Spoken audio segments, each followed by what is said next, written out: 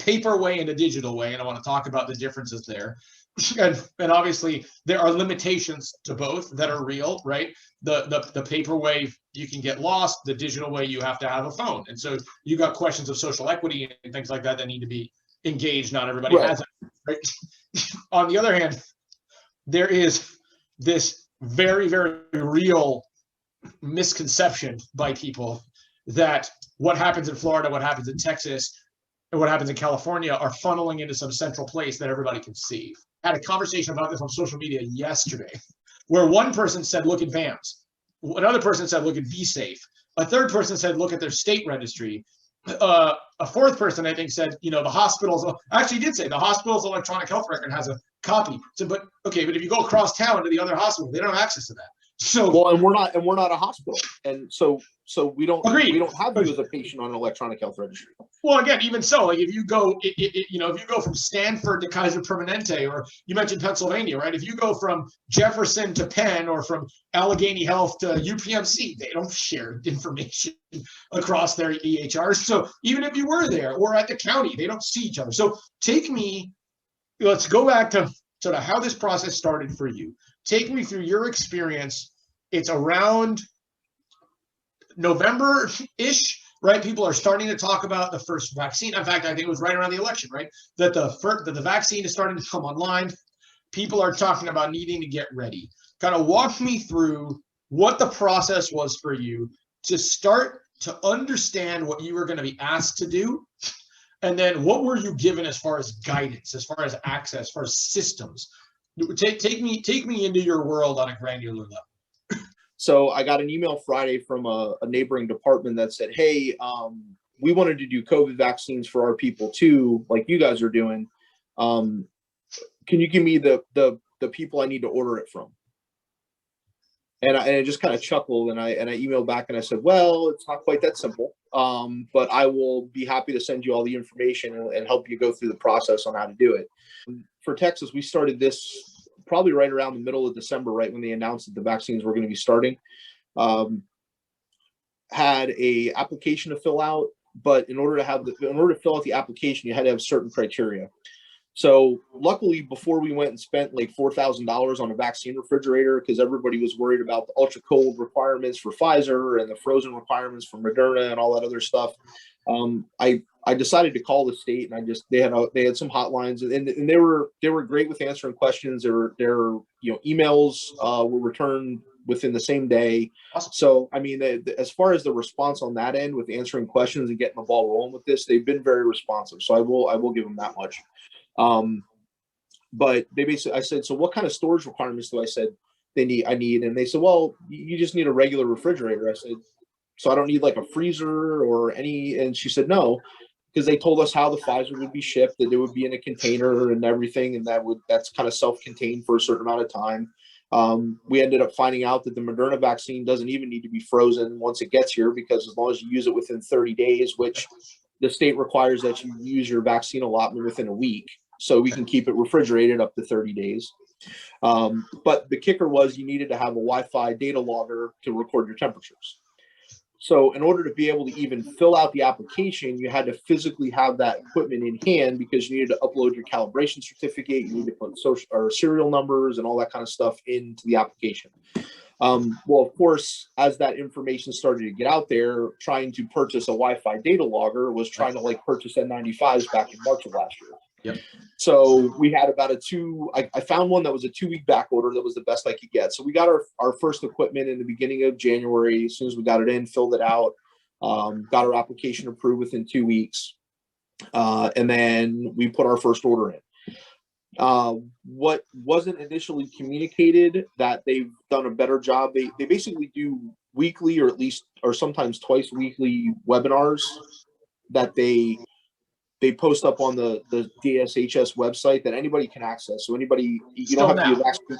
Still now.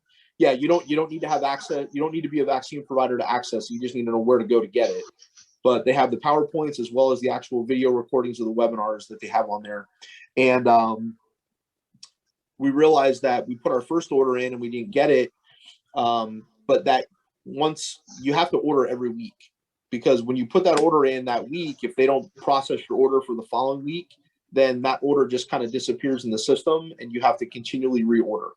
So once we realized that and we started putting our orders in, then that's how we ended up getting our first allotment. Now we ordered 500 doses, we were allotted 200. And when you fill out your application, you have to put a lot of demographic data in. So they do allocate the doses. Obviously, Harris County Public Health or City of Houston would be eligible for much more than what we would get because they have a larger demographic area that they're covering than we are. Sure. The cases where people are moving around, someone shows up to your table, tells you who they are, and they've registered for something. And so you have to validate them. And maybe they've come from another department. Maybe they're a first responder. We talked a little bit about your experience being identified professionally in the registry. So kind of walk me through how you learned what you're supposed to do. And then as you're going through that process, what's it like to enter a person's name, to receive a registration and then have to go put that into ImTrack and find the person there to validate that Joe Casciotti got his shot. Let's get a little detailed there. Because I think this is the part that most people I don't think understand, right? This is where it seems like magic that I sort of course I find Joe and I know everything about him, and then you get on the ground and it's a little more complicated than that, shall we say? Right. So as far as learning how the process works, I did a lot of webinar watching. I did a lot of PowerPoint reading and rereading, and I asked a lot of questions. You have to be very precise, and you have to be very, you have to look for the data. You have to look for the information. It's proactive? I don't want to say, proactive. That's the word I'm looking for. I wouldn't say that it's not that it's difficult to find. I mean, they make it very easy to find it, but you have to really go searching out for if you want to do things the right way. I mean, they have the resources on the state website and in those webinars for Moderna and Pfizer, and I'm sure now they have the Johnson & Johnson one in there, how to administer it, how to store it, what are your temperature excursions, the instructions on how to do everything. And like I said, the phone lines and the emails that they have available whenever I've had questions, I've gotten through same day. I've gotten emails back same day, usually within a few hours of my first one. So as far as that, with the resources, they're very responsive.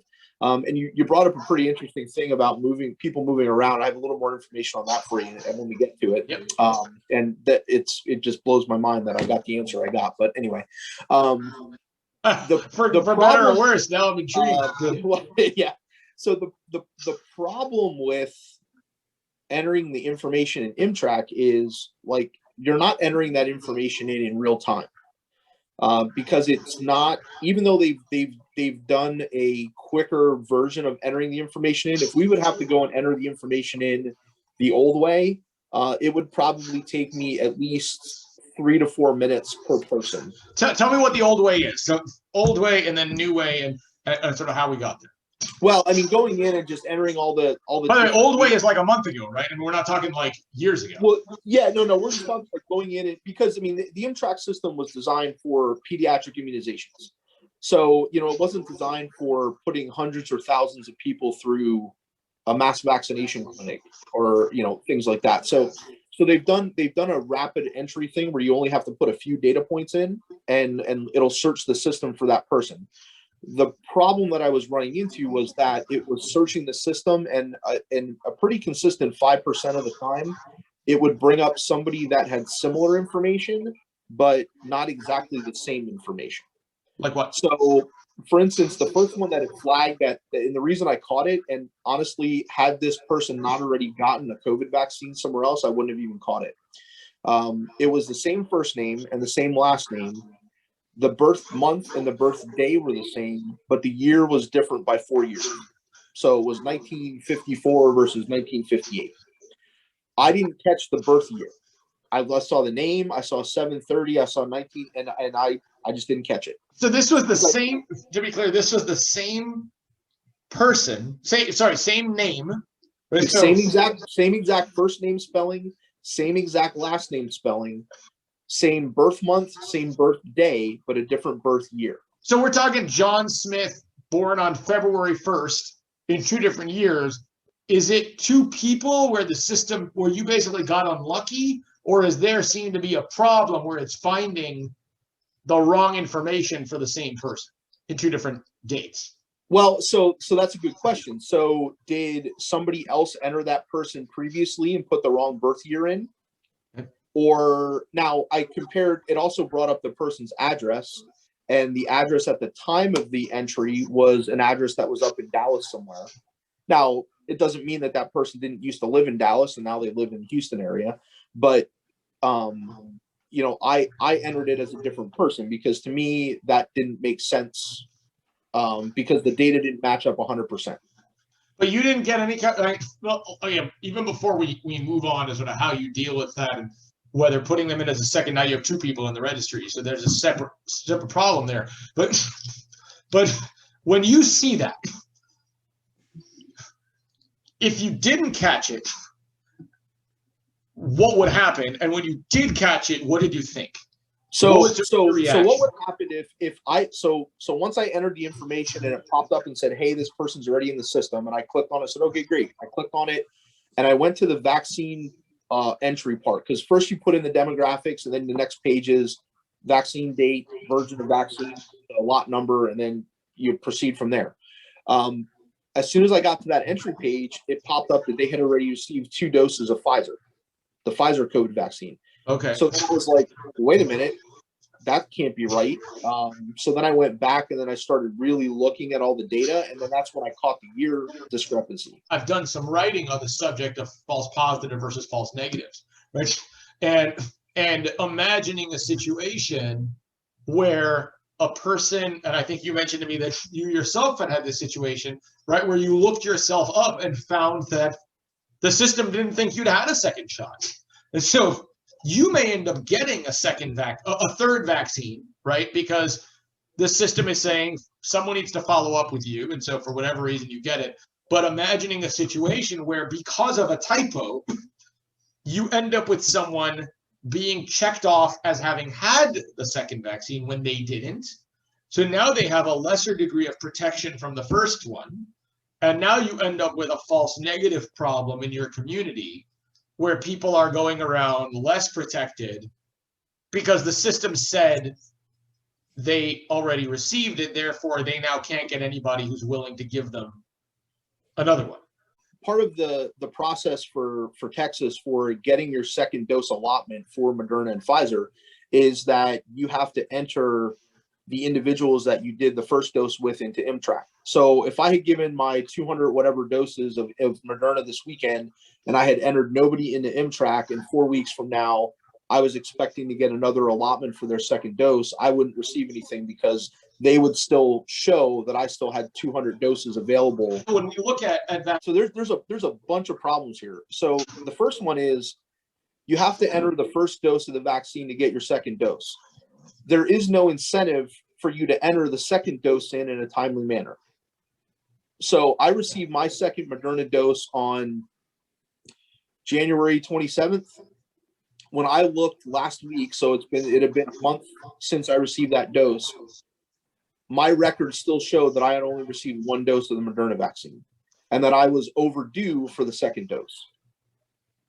So there's not that incentive for the vaccine providers, okay, because they have to do the first dose in order to get the second dose allotment, but there's nothing that says that they have to get the second dose entered to get additional first dose allotments. Where this becomes an issue for me is, so let's say like I'm planning on going to Jamaica this summer with my family. My wife and I have both had both our doses of Moderna. So if they require a vaccine passport, an electronic passport, and they go off the MTRAC record, I will show that I only received 1 dose and I never received the second dose. And the only thing that I have to verify that to prove that I got it is the paper that I got from the place I got it at that has 2 doses written on it. But who are you going to believe? A paper that I could easily have had somebody fill out and written on there, or the electronic record from the state that's supposed to be accurate? Even the process of fixing it going forward doesn't fix what's already happened. Right. And that's where I sort of find this gap that can only be filled by an enormous amount of elbow grease, right? Where, as you mentioned at the top of the talk, the elbow grease incentive is speed, not accuracy. I've never done data entry as a job before. I mean, I've done it as part of a job, but I would expect that people are mostly paid on volume and not necessarily accuracy. Well, I don't know what your accuracy would be. Again, I'm a technologist. This is my job, right? Yeah, it's like how much info, especially when if you're saying, okay, I've got 10 people and you've got 24 hours to enter 4,000 records. You're going to be trying to motor through those. So when you put somebody's information in and the system pops up and says, hey, this is a match, how close are you going to look at that information, especially when you quickly glance over it and it looks like it's a good enough match? EMS deals with dirty data, right? We are the only aspect of the healthcare system. And when I say EMS, of course, I mean fire, mobile medicine in general, right? Where we deal regularly with the John and Jane Doe. You have to provide care for someone who may be altered mental, who may be, passed out on the floor, who may have gotten hit by a car. Who knows, right? Doesn't speak English, doesn't want to talk to you, doesn't trust you. Take your pick. And HIEs have ground to a halt in places around the import of data that they didn't take care to ensure was accurate, because you didn't have a source of truth, right? And that's what health information exchange requires, is to be able to say Joe Casciotti is different from Joseph Casciotti, who's also different from Joseph P. Casciotti, who's different from Joseph B. Casciotti, right? And it's a very granular, in the weeds, detailed and technical process. It's not scan a barcode, right? It's not check an ID because you may be carrying someone else's wallet, or my wife is carrying my credit cards and now she's Jonathan, right? So now we're talking, all of that exists, but now you start to have conversations about the need for that to travel, to go to school, to buy a car, right? So like it changes and it becomes political, but it also goes back to the question of science, right? And are we acknowledging what we don't know and saying we're going to have to solve it? I love that we've kind of come full circle here, right? But you're in the midst of this because personally and also professionally, you're being tasked by your community to get it right. So how are you dealing with the fact that you have limitations? Yes. So the other piece of this too is the ultimate source for this would be some type of a national database that all of these systems talk to. Right? Everyone thinks they have. Right. The public thinks exists. Which doesn't exist. And I'll give you a V-Safe example here in a minute too, as a little bit of a problem there. But then you run into I don't want my information tracked in a national database. I don't want to provide my personal information. You're infringing upon my, whatever. And just to go back to masks for a second, I have to say this because this is the thing that just drives me absolutely bonkers with the healthcare professionals is, so I saw somebody on social media that's a healthcare worker that said, in regards to Governor Abbott's, no more mask mandate, they said, perfect, let people make up their own mind. I've known people that have worn masks and they've still gotten COVID, and I've known people that have never worn a mask and they've never gotten COVID. If they want to wear a mask to protect themselves, they don't protect the person wearing them. They don't work that way. They never have worked that way. Nobody's ever said they work that way. The only way that a mask works is that the person who has COVID has it on, and it helps prevent the spread from that person to other people. So if you have a room with 10 people in it and 9 people have a mask on, and the one person that doesn't have it on is the one that has COVID, the other 9 people have a 70% chance to get COVID, even though they're wearing that mask 100% of the time. Yeah, this is just this whole misinformation stuff about, nothing's 100%. I actually got a pretty hateful message from a former Facebook friend. By the way, I don't unfriend people on social media. I might unfollow you if you're kind of getting too much for me, but they sent me this pretty long graphic thing about how it says right on the box that it doesn't protect against this and that and the other. And for healthcare workers, I just say, well, think about surgery. You know, you wear a mask when you're a surgeon, not because you're afraid that the person you're operating on is going to give you something. It's so you don't get whatever you have in them. This is all an extension of where we started our discussion today. So yes, this is we've gone full circle. I like it. This is all innovation in real time. This is all this is now we're coming back to the people, like people are saying, well, of course there's this way to track this information accurately. I mean, there has to be, because why would they request this information, and why would they do this unless that existed? What most people don't know is that it doesn't exist.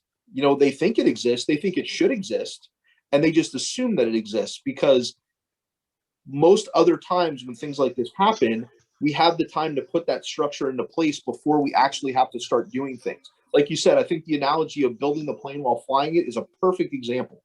It's a perfect analogy of what we're dealing with here. You know, we're implementing systems as we are. What's the most important thing to do? Most important thing to do is get people vaccinated as quickly as possible.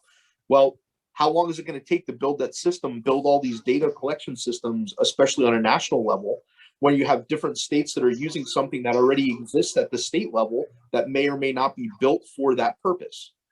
So the VSafe example, the biggest problem with VSafe, and I commented, I know exactly what Facebook posts you're talking about because I commented on there too. The biggest example is it's optional. It doesn't say that it's a mandatory thing. You're not automatically enrolled in it. So as soon as you make something optional, that cannot be considered a valid source of information, because you're not going to have everybody in it.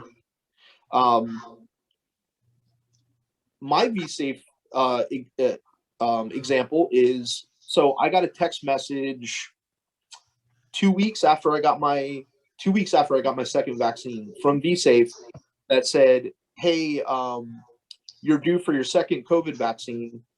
You might want to call your vaccine provider and schedule an appointment with them."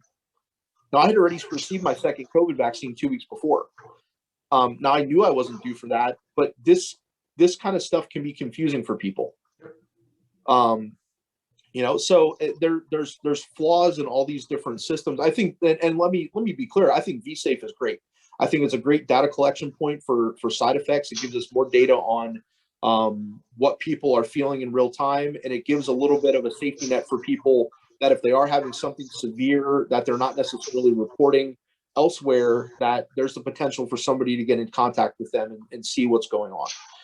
And I encourage, and like I said in that post, I encourage, I discuss it with everybody we give the vaccine to. I give them the form. I even help them if they're not real tech savvy and they have a phone, I help them download it. I show them how to do it. But again, you can't make people do it. I mean, I have people flat out go, "Nah, I'm not doing that." You know, I'm not putting information in there. The Apple Google contact tracing thing that people made an enormous amount of deal about at the beginning of this, and I was banging my head against the wall to anybody who would listen to say, it's not even a joke. Like, it's a publicity stunt. It's a great publicity stunt for Apple and Google, but you have to get everybody to turn on their phone. And how many people are actually going to do that? And as soon as you stop having the requirement and the default is in the on position, you're not going to get any of this stuff that you think. And lo and behold, they shut it down, or it kind of fizzled out.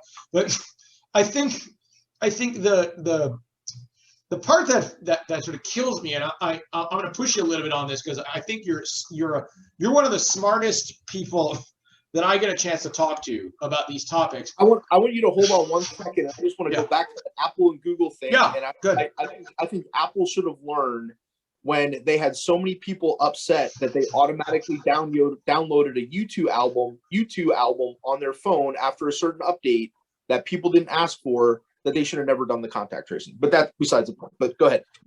These issues are known to a degree, right?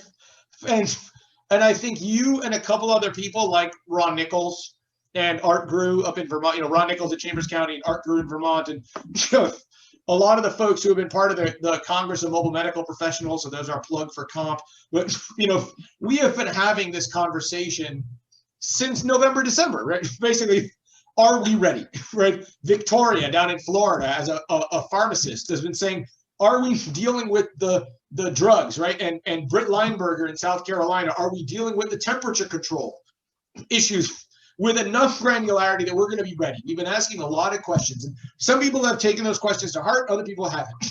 But now I fear that we end up in a situation where we get to too big to fail, and yet we're failing faster, right?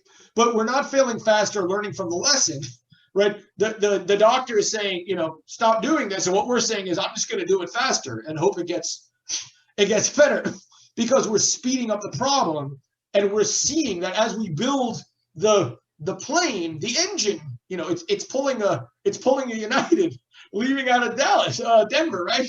Right. And the engine's kind of hanging there. And instead of turning around, we're saying, well, we'll just get to Hawaii and then we'll fix it when we get there. As someone on the ground who's thought a lot about this, who's dealt with this is what we need to do next, right? Pause, take a breath. Let's think critically about what we're going to do. What would you change? What would you fix, right? What steps can we take that are concrete, that if somebody were going to say, I got $1.9 trillion to toss at the problem, how do I direct it so that I don't make it worse? I don't make it intractable with 10 years worth of implications, because we're still only at 7.8% of the population, right? That's been duly vaccinated. We're not at 78% yet.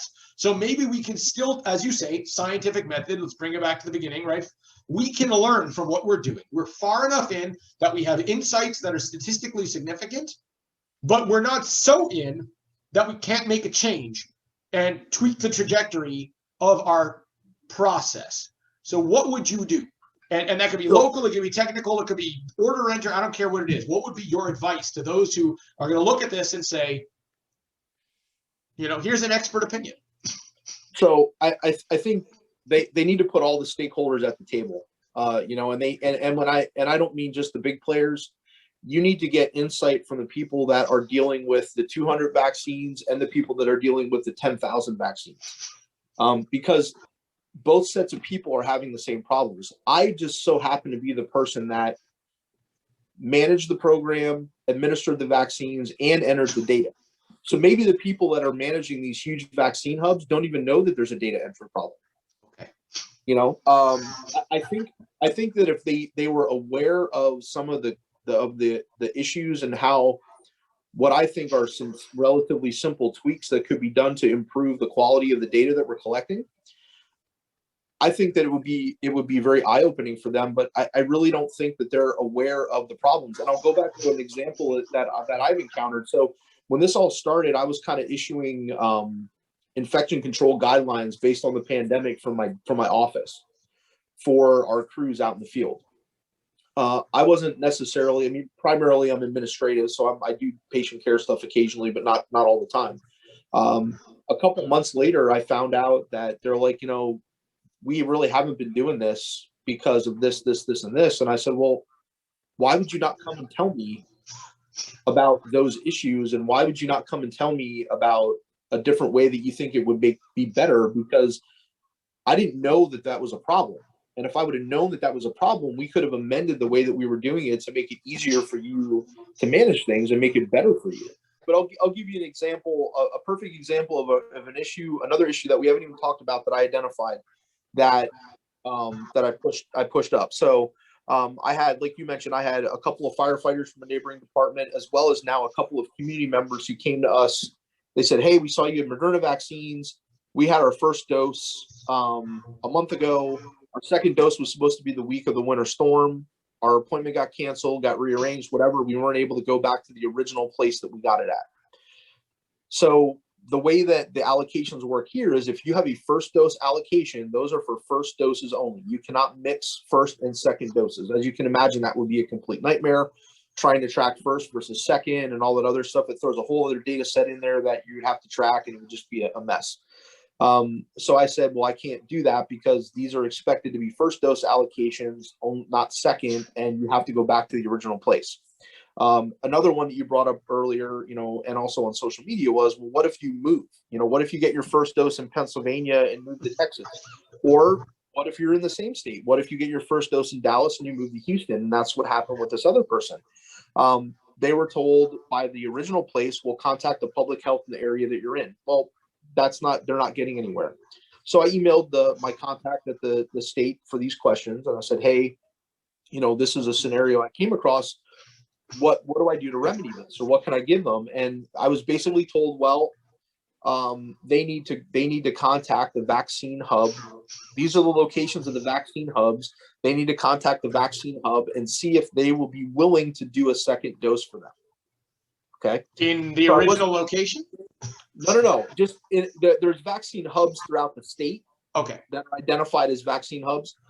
So I wasn't real satisfied with that answer. So I called the line and I talked to somebody and I said, look, I'm not really satisfied with this answer because this doesn't really give me an answer. It's basically, and they said, call around to other places, basically call pharmacies, call hospitals, call all these places and see if they can do it.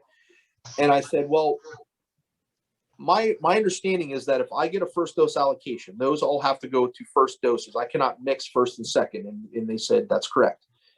So I will only get sent enough second doses to administer second doses to the people that I gave first doses to. And they said, that's correct.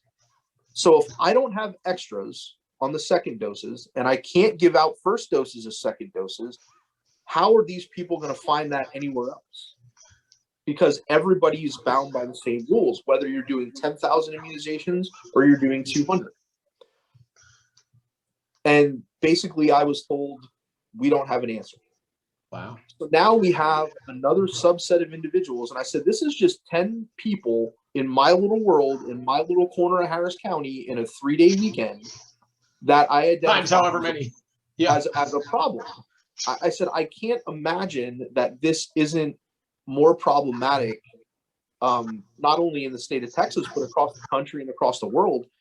How are we ensuring that these people get, so now we have partially vaccinated individuals, and that brings us back to the point of, so now they're getting desperate. Now are we going to lie and say that we didn't get a first dose? So, and now I'm going to be willing to take whatever. So I got a first dose of Moderna, but you know what? I found a place that'll give me Johnson & Johnson, and 2 doses of something is better than 1 dose of anything. As far as we know for the moment, right?